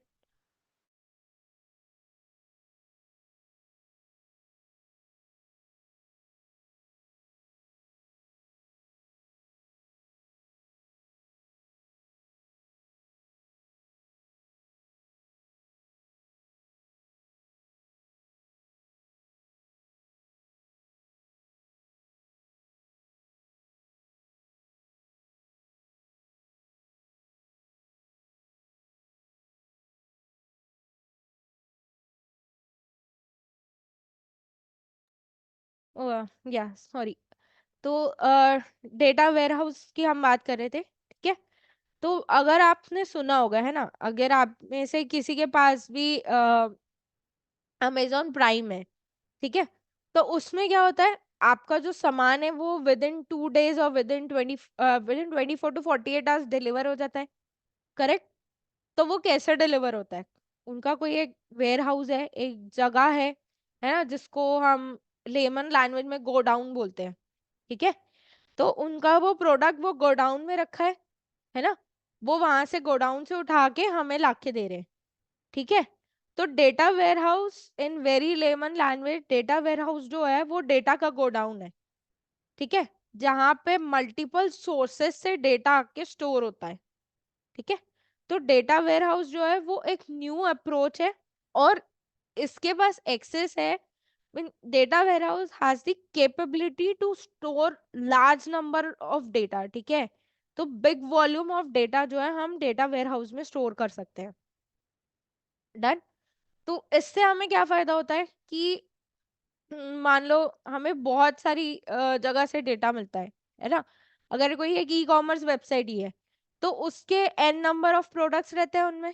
Electronics भी है उनके पास, फिर उनके पास होम डेकोर भी है, फिर अपैरल्स भी, अपैरल्स यानी कपड़े हैं, है ना। तो कपड़ों में भी उनके पास मेंस के हैं, वुमेन्स के हैं, किड्स के हैं। उसमें भी आपके पास पार्टी वेयर है और कैजुअल्स है, एथनिक है। तो एन नंबर ऑफ डेटा है उनके पास, ठीक है। तो हर एक कैटेगरी है, कैटेगरी की भी सब कैटेगरीज हैं, उनकी भी सब कैटेगरीज हैं, और हर एक कैटेगरी का अपना अपना an large volume of data है। फिर जो उनके साथ सेलर्स ऑन बोर्ड हुए हैं तो वो सेलर्स किस किस कैटेगरी में डील करते हैं, उनके पास उसका भी एक डेटा है। तो अब ये सारे डेटा को वो रखेंगे कहाँ? अलग अलग जगह रखेंगे तो उनको बहुत प्रॉब्लम होगी, राइट। तो इस वजह से कंपनीज क्या करती हैं, एक डेटा वेयर हाउस या तो वो खुद का बना लेती हैं या तो वो किसी दूसरी कंपनी से रेंट करती हैं, ठीक है, और वहां पे अपना डेटा स्टोर करती हैं। तो उस जगह को जहाँ ये सारा डेटा कोलैबोरेट करके स्टोर किया जाता है और वहां से प्रोसेस किया जाता है, उसको कहते हैं हम data warehouse. So a data warehouse is like a centralized storage facility for all the data in an organization. ठीक है। तो सारी जगह सेंट्रलाइज मतलब एक जगह एक मिड पॉइंट पे लाके वो सारा डेटा डाला गया है ना। वो मिड पॉइंट से वो सारा डेटा फिर बाद में एक्सेस भी हो रहा है। डेटा डल गया और वहां से वो एक्सेस हो रहा है, ठीक है। It integrates data from various sources like database, applications and spreadsheets. तो अब डेटा जो है वो जरूरी नहीं है ना कि किस अलग अलग फॉर्म में हो सकता है ना। हो सकता है मैंने कुछ एक्सेल शीट्स डाल दी तो वो मेरी स्प्रेडशीट हो गई, एप्लीकेशन लाइक मेरे पास कोई एप्लीकेशन है, अमेजोन की अपनी एक ऐप, उनकी वेबसाइट भी है, उनका ऐप भी है, तो अलग अलग दोनों का अलग अलग डेटा आ रहा है। कुछ लोग वेबसाइट से ऑर्डर कर रहे हैं, कुछ लोग ऐप से ऑर्डर कर रहे हैं, तो उसका अलग अलग डेटा डल रहा है ना। मेरे पास ऑलरेडी कोई डेटा बेसिस पड़ा है, या मुझे सेलर का कुछ डेटा मिल रहा है, पर्सनली मिल रहा है, तो मुझे उसको भी अपलोड करना है, तो वो मेरा डेटा बेसिस हो गया। Then data warehouse organize information in a structured manner for easy access and analysis. तो ये क्या करता है, इसमें जो डेटा है वो बहुत ही सिंपल फॉर्म में स्टोर होता है ना। तो अगर मुझे कभी भी कोई एक डेटा चाहिए तो मेरे को बहुत ज्यादा एफर्ट्स और टाइम अपना इसमें डालने की जरूरत नहीं है। मुझे एक सिंपल सी क्वेरी लिखनी है एंड इट्स डन, मुझे मेरा डेटा मिल जाएगा। They store historical and current data, enabling trend analysis and decision making. तो डेटा वेयरहाउस में आपका दोनों डेटा स्टोर होता है, ठीक है। आपका हिस्टोरिकल डेटा भी स्टोर होता है, ठीक है, और आपका करंट डेटा भी स्टोर होता है, दोनों डेटा स्टोर होता है। हिस्टोरिकल डेटा यानी कि मान लो 2023 की बिग बिलियन डे सेल्स का डेटा, ठीक है, वो इसमें स्टोर हो गया। एंड उसके बाद अभी जो भी डेटा मतलब जो भी परचेज या जो भी ऑर्डर्स चल रहे हैं उसमें उसका डेटा स्टोर हो रहा है, ठीक है। तो that is your current data. And जो आपका बिग बिलियन 2023 की sales, big billion day sales का डेटा था, that is your historical data. तो अब मुझे अगर आगे 2024 बिग बिलियन डे सेल्स के लिए कोई डिसीजन लेना है, तो मैं इन दोनों डेटा को कंबाइन करके इन पे जो भी मुझे फिल्टर्स लगाने या जो भी मुझे क्वेरीज लिखनी है, एनालिसिस करना है, वो एनालिसिस करके मैं डिसीजन ले सकती हूँ, ठीक है। Data warehouses often use denormalization schema for efficient querying and reporting. तो डीनॉर्मलाइज स्कीमा कुछ भी नहीं है, ये एक बहुत शॉर्ट फॉर्म ऑफ स्कीमा है, इसको हम स्टार स्कीमा भी कहते हैं, वो हम आगे पढ़ेंगे। They support complex analytical queries and provide a single source of trust for reporting, है ना। तो अब क्या हो गया, जब हर जगह का डेटा एक जगह आ गया, मुझे एक ही जगह से अपना डेटा लेना है, तो ये मेरे लिए एक बहुत रिलायबल सोर्स हो गया, है ना, और मेनली एक सिंगल सोर्स हो गया। तो अब क्या हो रहा है, अगर ये सारा डेटा यहाँ पे है, ठीक है, अगर फॉर एग्जाम्पल हम डी मार्ट ले लेते हैं, ठीक है, मुझे ग्रोसरी शॉपिंग करनी है, तो अब मैंने क्या किया, मैं डी मार्ट चली गई, मुझे डी मार्ट में सब कुछ मिल गया, मुझे हाउस होल्ड स्टफ्स भी सारे मिल गए, फिर मुझे ग्रोसरीज भी मिल गई, मुझे टॉयलेटरीज भी मिल गई, एंड कुछ अगर मुझे फैंसी सामान चाहिए तो मुझे वो भी मिल गए, मुझे यूटेंसिल्स भी मिल गए। तो अंडर वन रूफ मुझे सब कुछ मिल गया। तो उससे क्या हुआ, मेरा टाइम सेव हो गया, है ना। अब मैं पहले क्या करती, अगर मुझे चम्मच कटोरी लेनी थी, तो मैं जाती पहले बर्तन की दुकान में, वहां से चम्मच कटोरी लेकर आती। फिर मैं जाती टॉयलेटरी शॉप में, वहां से मैं हैंड वॉश सोप ये सब खरीदती। फिर मैं जाती किराना की दुकान में, वहां से मैं नमक शक्कर ये सब खरीदती। अभी मैंने क्या किया, मैं गई डीमार्ट, वहां से मैंने सब कुछ खरीद लिया, ठीक है। तो that saves a lot of my time and efforts, and with in one roof मुझे सब कुछ मिल गया, तो that is more beneficial for me. That's why data warehouse was introduced and now it's being used, ठीक है। They support complex analytical queries and provide a single source of trust, ये मैंने अभी बताया, ठीक है। इसमें कोई डाउट है? मैम मेरे को बेसिकली जानना कि डेटाबेस एंड डेटा वेयरहाउस के बीच में डिफरेंस क्या होता है? डेटाबेस का मतलब होता है जो आपकी इंफॉर्मेशन है, ठीक है। अ, अब अगर इसको मैं और लेमैन लैंग्वेज में समझाऊं, तो आपकी जो फोटोज हैं, ठीक है, हम्म। वो आपका डेटाबेस है, ओके। ठीक है। अब आपने वो फोटोज को पेन ड्राइव में सेव कर दिया, ठीक है। हम्म। तो आपका जो पेन ड्राइव है वो डेटा वेयर हाउस है। आया समझ में? डेटाबेस मींस मतलब डेटाबेस मींस जो ऑनलाइन डेटा है वो, तो फिर डेटा और हाँ डेटाबेस के बीच में क्या डिफरेंस हो गया? वो तो डेटा ही हो गया ना मैम। हाँ, एक तरीके का वो आपका डेटा ही हो गया है ना, बट उसको जो हम मैनेज करके रखते हैं अच्छे तरीके से उसको हम डेटाबेस बोलते हैं। डेटा यानी का मेरी photo, single photo is a data. Yes. ठीक है, set of photos is a database. Okay okay ठीक है, आया समझ में? Okay. And data warehouse जो वेयर। डेटा वेयर हाउस मतलब जहां पे वो स्टोर है। तो मतलब अगर मेरी एक पिक्चर है तो वो मेरा डेटा हो गया, मेरी 10 पिक्चर्स मेरा डेटा बेस हो गई, और ये 10 पिक्चर्स को मैंने पेन ड्राइव में डाल दिया तो मेरी पेन ड्राइव जो है वो मेरा डेटा वेयर हाउस हो गई। या और in the case of Facebook की मतलब जो वहाँ जो फेसबुक का जो वेयर हाउस है, डेटा वेयर हाउस, हम्म, तो वो तो हो जाएगा। Okay correct ma'am. करेक्ट।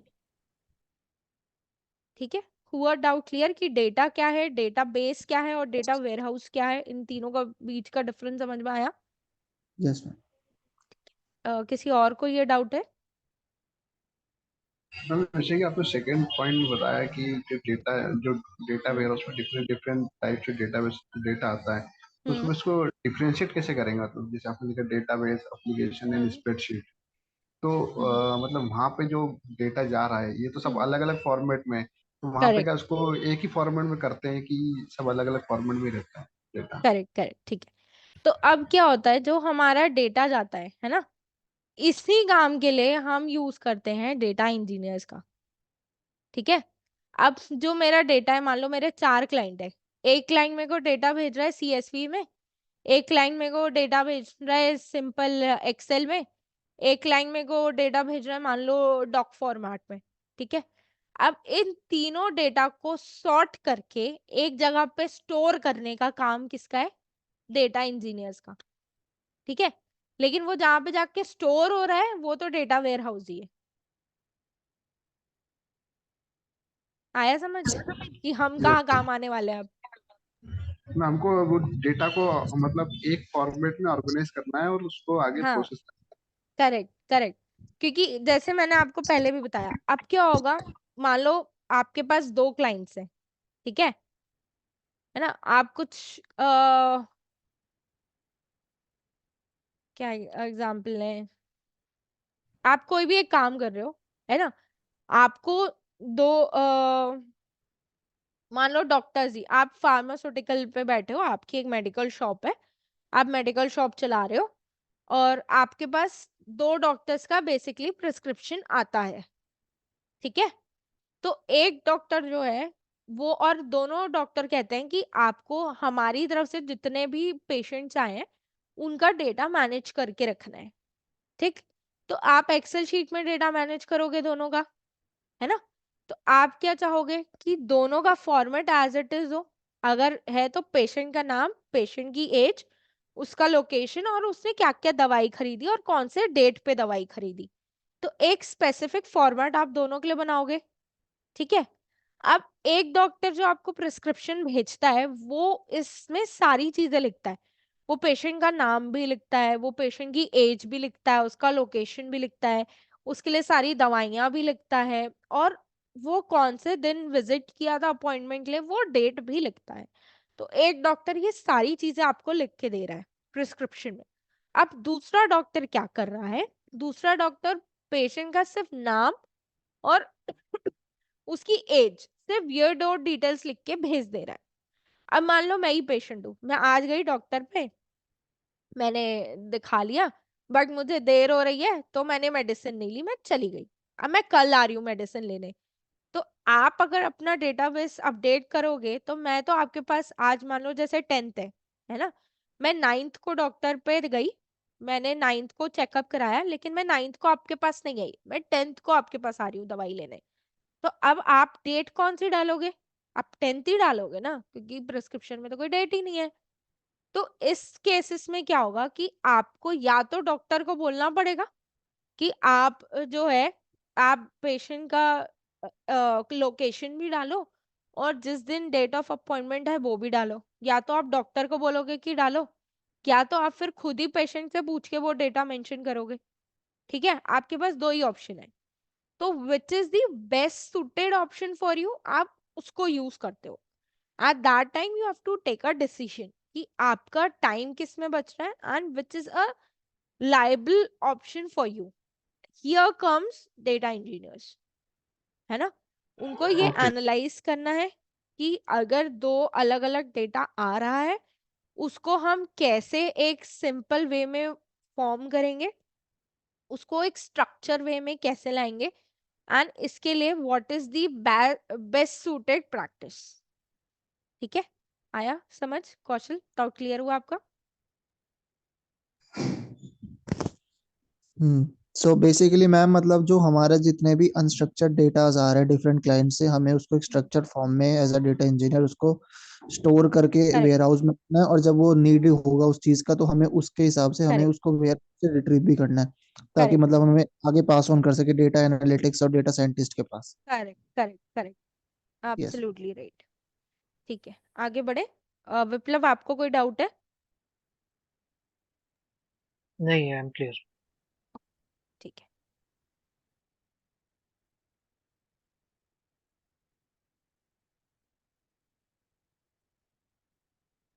तो अब ये जो डेटा है ये दो तरीके के स्कीमाज में सेव होता है। अब स्कीमा क्या होता है? स्कीमा होता है फॉर्मेट। ठीक है, ये दो तरीके से इसकी फॉर्मेटिंग होती है। एक को हम कहते हैं स्टार स्कीमा। तो मैं पहले इसका डायग्राम दिखाती हूँ, इससे आपको समझाती हूँ, उसके बाद फिर हम इसकी डेफिनेशन में जाएंगे। तो आपको यहाँ स्टार काइंड ऑफ स्ट्रक्चर दिख रहा है ना? ठीक है, यस। स्टार स्कीमा में बेसिकली दो चीजें होती हैं। एक होता है आपका फैक्ट, दूसरा होता है आपका डायमेंशन। ठीक है, फैक्ट में बेसिकली हम डालते हैं वैल्यूज, नंबर्स। ठीक है, मतलब कितनी सेल्स हुई, ठीक है, वो हो गया हमारा आपका फैक्ट। ठीक है, उसका क्या प्राइस था, प्राइस हो गया आपका फैक्ट। ठीक है, डेट क्या थी, डेट हो गया आपका फैक्ट। ठीक है, तो ये सारे जो नंबर्स होते हैं, सिर्फ नंबर्स, वो होता है आपका फैक्ट। अब डायमेंशन क्या होता है? डायमेंशन बेसिकली होता है एक प्रोडक्ट का डिस्क्रिप्शन। ठीक है, अब जैसे हमने शर्ट की ही बात की थी, तो एक शर्ट का कलर भी होता है, एक शर्ट का साइज भी होता है, उसका फैब्रिक भी होता है। ठीक है, कि वो कॉटन है या नायलॉन है या सिंथेटिक है या मिक्स्ड है या जो भी है। ठीक है, तो उसका फैब्रिक क्या हो गया, उसका फैब्रिक हो गया उसका, है ना? तो ये सारा क्या होगा, एक शर्ट का डिस्क्रिप्शन। तो ये हम सेव करते हैं डायमेंशन में। ठीक है, और क्योंकि इन सबके फैक्ट टेबल में और डायमेंशन टेबल के बीच में एक रिलेशनशिप होती है ना, उसी रिलेशन को शो करता है हमारा ये स्टार स्कीमा। ठीक है, अब यहाँ पे हमारा दो कॉन्सेप्ट और आता है। एक है हमारा प्राइमरी की और दूसरा है हमारा फॉरेन की। ठीक है, तो प्राइमरी की क्या होता है? प्राइमरी की होता है किसी भी चीज की एक यूनिक वैल्यू। फॉर एग्जाम्पल, आपके ऑर्गेनाइजेशन में आप सबको एक एक यूनिक एम्प्लॉय नंबर दिया गया है, करेक्ट?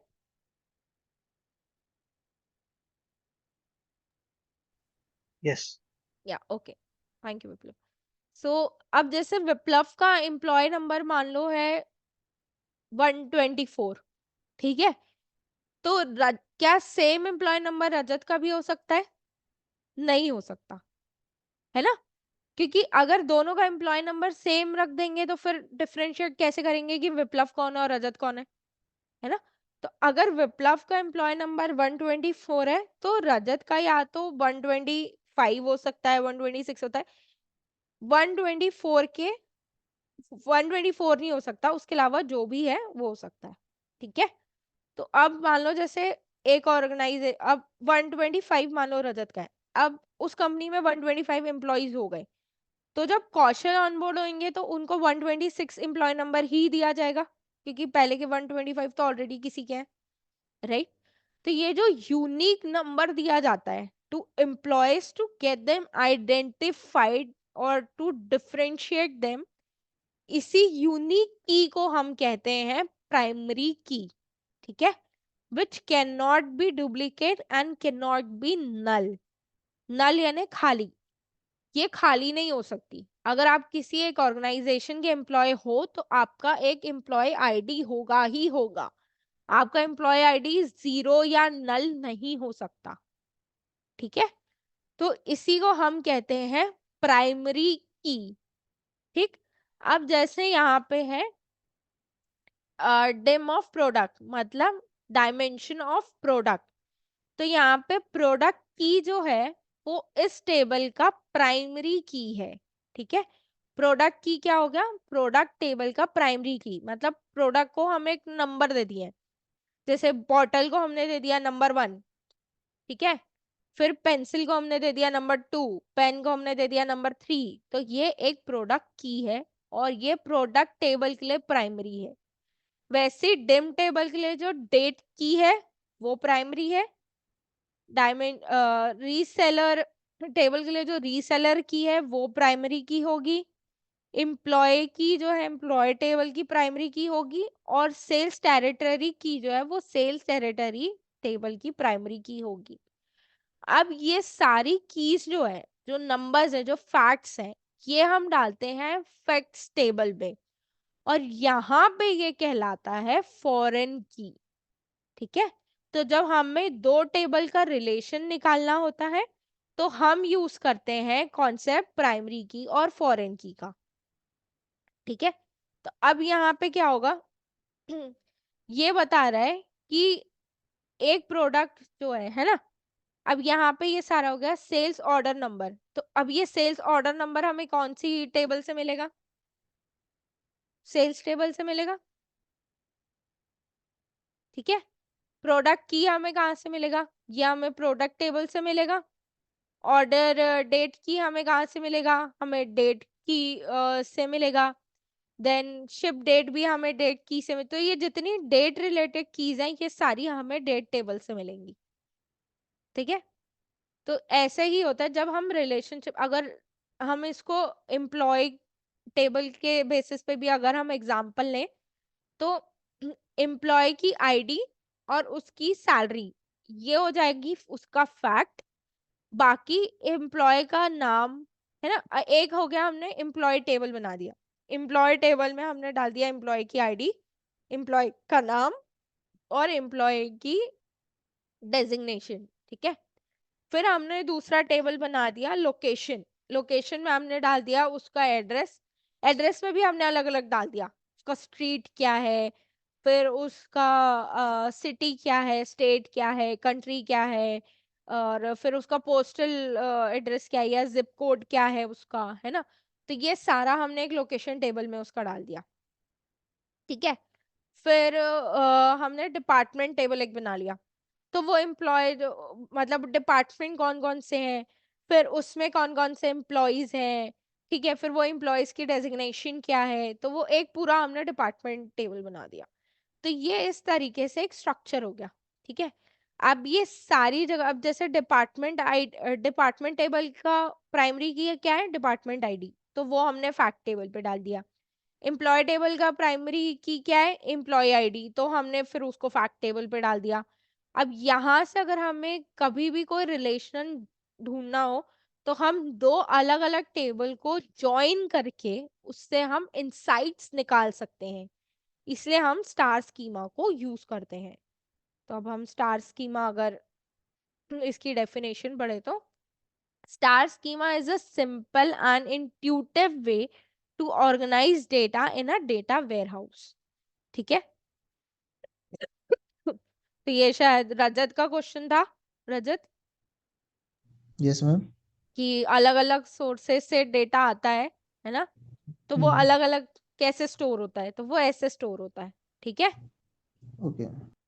है ना, तो ये स्टार स्कीमा जो है ये अलग अलग इस टाइप से स्टोर होके ये डेटा वेयर हाउस में जाके स्टोर हो जाता है। ठीक है, आया समझ में। यस मैम, अभी थोड़ा सा वो कॉम्प्लिकेटेड लगा हल्का सा मेरे को। कोई कॉम्प्लिकेटेड नहीं है, ठीक है, ये बहुत इजी है। इसको मैं आपको कल एक बार फिर से इन डिटेल्स पे मैं आपको खुद स्केच बना के दिखा दूंगी, ठीक है। Sorry, okay. आज मेरा एक्चुअली पेन टैब जो है वो कनेक्ट नहीं हो पाया, तो अनफॉर्चुनेटली आज मैं आपको ड्रॉ करके नहीं दिखा पा रही हूँ, बट कल फॉर श्योर मैं इसको ड्रॉ करूंगी। तो मैं एक काम करती हूँ, फिर आज के लिए हम स्नोफ्लेक स्कीमा को अभी के लिए ड्रॉप करते हैं। स्नोफ्लेक स्कीमा और स्टार स्कीमा मैं आपको कल ड्रॉ करके एक बार इन डिटेल और अच्छे से समझा दूंगी, ठीक है। तो हम आज का ये लास्ट टॉपिक डिस्कस कर लेते हैं, जो है what are the types of SQL commands, ठीक है। मैं ये डिस्कस करूं या इसको भी कल डिस्कस करूं, व्हाट यू पीपल थिंक? अगर ओवरवेल्म्ड हो गया है, आपको लग रहा है आज के लिए बहुत हो गया है, तो you can let me know. I think we can continue this tomorrow. ठीक, done. So we can continue from star schema, हम कल कंटिन्यू कर लेंगे।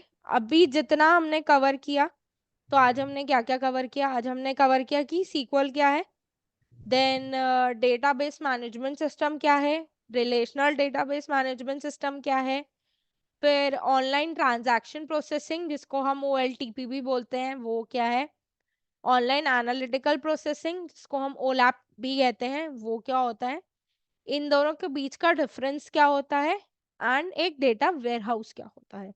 तो हमने आज इतना कवर किया। इन सारे टॉपिक्स में किसी को कोई भी डाउट है? मैम बेसिकली जब आप OLTP थोड़ा बता रहे थे तो मेरा वो हम्म, थोड़ा हल्का सा ग्लिच कर रहा था, तो मेरे को थोड़ा सा उसमें डाउट है, मतलब थोड़ा सा समझ में बोलो नहीं आया। बोलो। जब OLTP आप बता रहे थे तो मतलब मेरे को इतना समझ में आया कि वो बेसिकली कस्टमर के लिए होता है, वो फ्रंट एंड होता है जो कि मतलब शो होता है, और वो रियल टाइम होता है, करेक्ट, वो डायनेमिक होता है, करेक्ट। री मतलब डे टू डे। उसके बस इतना ही मेरे को समझ में आया, उसके अलावा कुछ एक्स्ट्रा है तो थोड़ा सा, क्योंकि हाँ, वो माइक थोड़ा। यही है कि जो हम डे टू डे प्रोसेस करते हैं, राइट, है ना। जैसे हम्म। मैंने एग्जांपल दिया था आपको, अमेजोन का एग्जांपल दिया था, देन मैंने आपको बुक माई शो का एग्जांपल दिया था, ठीक है।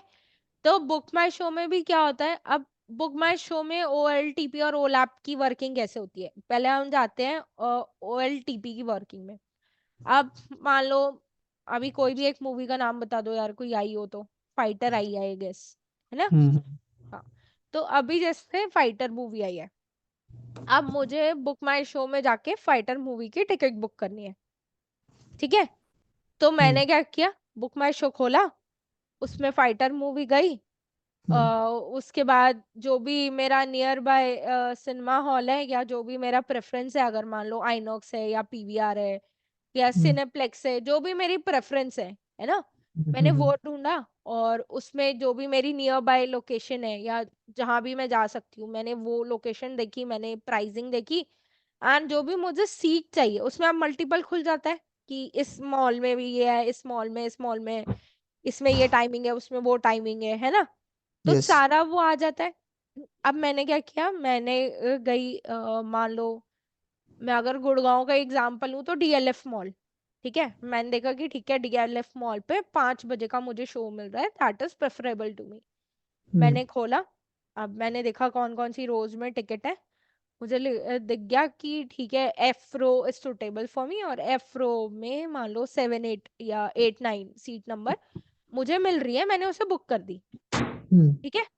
तो और वो उसके बाद वो मेरे को एक पेमेंट की गेटवे पे ले जाएगा कि यस। आपको मतलब UPI यूज करना है कि आपको कार्ड यूज करना है ना। तो हम्म। मैंने UPI यूज की, UPI में भी वो मुझे ऑप्शन देगा कि आप कौन से UPI ऐप से यूज करना चाहते हो। तो मैंने कहा कि अच्छा ठीक है, मैंने देखा कि ठीक है मुझे पेटीएम में डिस्काउंट मिल रहा है, तो मैंने कहा कि मुझे पेटीएम से बुक कर दो। पेटीएम में हम्म। मैं बुक गई, मैंने पेटीएम से पेमेंट किया और बुक कर लिया, ठीक है। तो हम्म। टिकट बुक हो गई और वो मेरे पास आ गई, ठीक है। अब ये जो पूरा प्रोसेस है मेरा बुक माई शो खोलने से मेरी टिकट मेरे पास आने तक का, ठीक है, ये पूरा एक ऑनलाइन ट्रांजैक्शन हुआ है, यस। करेक्ट। तो इस प्रोसेस को हम कहते हैं online transactional processing, OLTP, okay ma'am.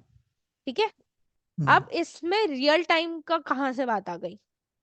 अब जब आप बुक माई शो खोलोगे, है ना, तो उसमें आप देखते हो कि डिफरेंट डिफरेंट टाइमिंग्स के नीचे लिखा जाता है कि दिस मैनी टिकट्स लेफ्ट या फिलिंग फास्ट, है ना, ओके ओके बुकिंग फास्ट, वो रेड में रहता है और उसके नीचे लिखे रहता है।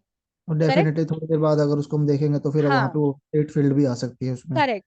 तो सेम गोज विद द वो टीचर रेट। कैसे अपडेट हो रहा है, वो रियल टाइम ही अपडेट हो रहा है ना। Yes yes yes yes. Correct, और उसको अपडेट कौन कर रहा है, कोई एक सिस्टम है जो उसको अपडेट कर रहा है ना। डेफिनेटली। और वो सिस्टम उसको अपडेट कैसे कर रहा है, क्योंकि वो सिस्टम को उस डेटा से इंसाइट्स मिल रही है। ठीक है, जैसे जैसे टिकट बुक होते जा रही है उसको एक डेटा मिलते जा रहा है कि ठीक है इतनी टिकट्स बुक हो गई, इतनी बच्ची हैं, इतनी बुक हो गई, इतनी बच्ची हैं। ठीक है, तो उसको वो एक इंसाइट्स मिल रही है और वो इंसाइट्स को एनालाइज कर रहा है।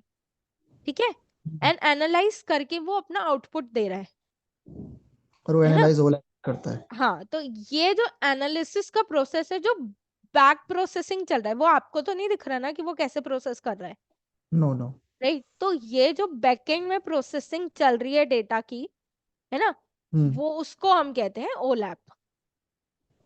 Okay okay. ठीक है, हुआ डाउट क्लियर आपको? Yes ma'am yes. किसी और को कोई डाउट? एंड वो ओलैप जो है मतलब वो मतलब जो कंपनी के जो एम्प्लॉयज है वो उसको वो ओलैप करेक्ट प्रोसेस करते हैं, वो उसको करेक्ट मतलब करेक्ट fill करते हैं। ओके। करेक्ट। तो वो जो बैकएंड डेवलप मतलब जो हम इंजीनियर्स हैं, ये हम्म। काम हम करते हैं। ओके ओके ठीक है, या okay ma'am. Any doubts anyone? किसी का और कोई डाउट है?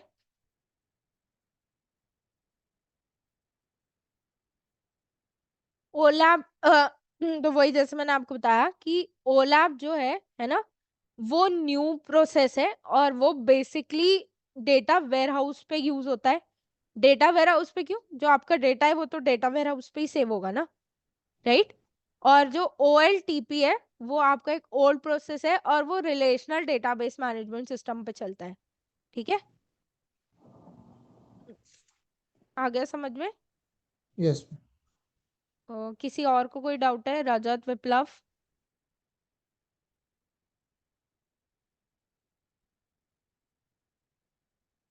No ma'am any its doubts anyone? No. No, no, no, no doubts. Okay. So ठीक है, मैं आपको ये जो PPT अभी मैंने आप सबको दिखाई है, मैं ये भी शेयर कर दूंगी सबके साथ। ठीक है, एंड हमारा कल हम लेंगे सीक्वल को इंस्टॉल कैसे करना है एंड उसमें डेटा डाल के फिर रन कैसे करना है सीक्वल कमांड्स ये। एंड स्टार स्कीमा से हम कल आगे प्रैक्टिस करेंगे, तो फॉर श्योर मैं आपको ये ड्रॉ करके दिखा दूंगी, तो वो आपको ज्यादा अच्छे से समझ में आ जाएगा। डेफिनेटली जब प्रैक्टिकल में करेंगे तब ज्यादा हाँ अच्छे से समझ आ जाएगा। करेक्ट करेक्ट, तो ज्यादा अच्छे से समझ में आ जाएगा। तो या फाइन।